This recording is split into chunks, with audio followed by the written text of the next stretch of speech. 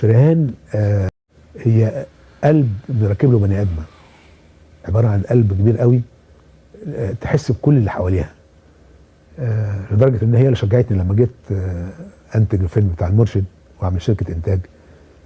كانت مساله بالنسبه لي كبيره، فهي اللي شجعتني. قالت لي يعني كل الناس بيحبوك وكده وزمايلك وعايزين يخدموك، فانت هتاخد مجاملات من الناس تقدر تعمل بيها الفيلم كويس يعني.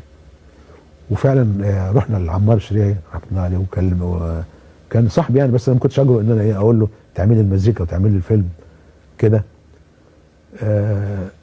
وقفت جنبي لغايه ما كان مثلا يجي الموزع في قسط هيدفع على، انت عارف يوم الخميس بيبقى يوم شكل، فيتاخر. فكنت انا ادوب بقى، لان في التزامات لناس، انا كنت بعرف يعني ايه لما يكون ليها فلوس وما اخدهاش بزعل ازاي.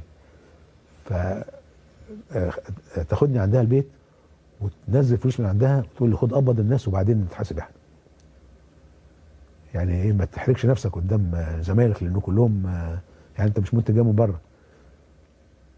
حد عنده حاله مثلا انسانيه محتاجه حد يقف جنبه من غير ما حد يحس، تكون هي اول واحده قايمه بيها.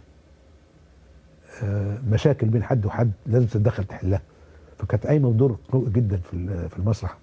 شريهان في سلوكها سلوك راجل جدع بالظبط. في سلوكها مع اصحابها سلوك راجل، ما تحسش ان دي واحده تحس ان ده واحد صاحبك. بتدي امثله في كل حاجه، والخير للناس من غير ما تذكر من مين، وبتساعد المحتاج، تعمل وقفات كان فيها جدعنه جدعنه يعني عاليه جدا.